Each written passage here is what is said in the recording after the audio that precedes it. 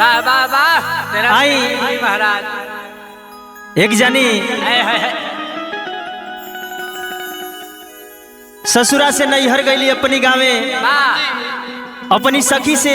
अपनी सैया जी के बात बतावत रही भैया कैसे कैसे कहतारी वाह कि हमार राजा जी तो लइको से लइका बन गईले उनकरा कुछ बुझेबे ना करेला। ए गोलू भैया वाह ए सोनू भैया राउर ऐसन मत करब काम। ना कैसे बा कैसे केतना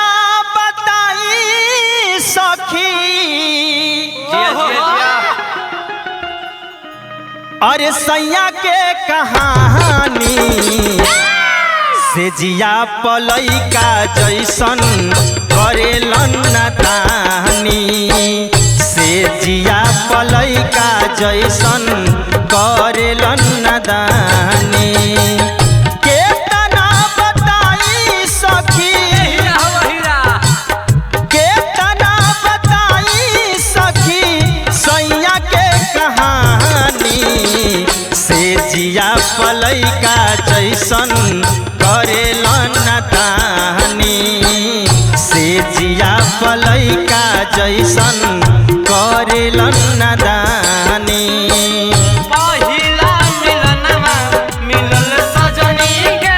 सजनवा हमर गुलाब लेखा खिलल बा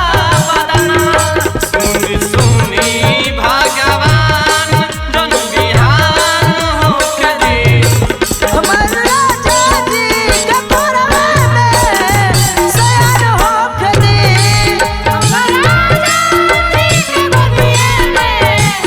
बिहान होके दे लैला दिया करेला नदानी से जिए पलैका दिया करेला नदानी से जिया पया के हेलन अचारावा कैसे बताई हम तोहर से जियारावा कोई से बताई हमार से जियारावा कोई से बताई हमार से जियारावा से जिया पया के हेलन अचारावा कैसे बताई हम तोहर से जियारावा कबहू न हमरा के वाह वाह वाह अंगुरिया तो बेन जुए भैया ओए लागल रहो कबहू न हमारा के कबहू न हमारा के करेला छेड़खानी से जिया पलैका जैसन करेलन नादानी से जिया पलैका जैसन करेलन नादानी। से पूछूं एक सवाल बोल जरा क्या है तेरा हाल तुझसे पूछूं एक सवाल बोल जरा क्या है तेरा हाल क्या मेरी तरह तू भी तड़पता है क्या मेरी तरह तू भी तड़पता है अब है नींद किसे अब है चैन कहाँ अब है नींद किसे अब है चैन कहाँ हमको लैला जैसन करेला नदानी से जिया पलैका जैसन करेला नदानी जनती जे दुख मिली पियावा के घरे जिंदगी बिताई देती अपनी नैहरे जिंदगी बिताई देती अपना नैहरे जिंदगी बिताई देती अपना नैहरे जनती जे दुख मिली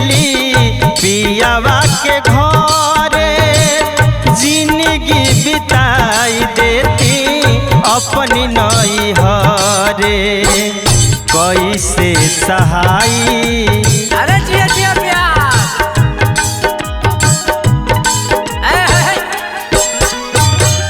कैसे सहाई हाई कैसे सहाई हाई चढ़ली जवानी से जिया पलैका जैसन करेलन नदानी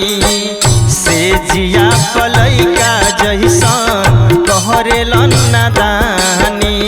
हमसे हमसे बोले बातिया रे के परी भौजी हमसे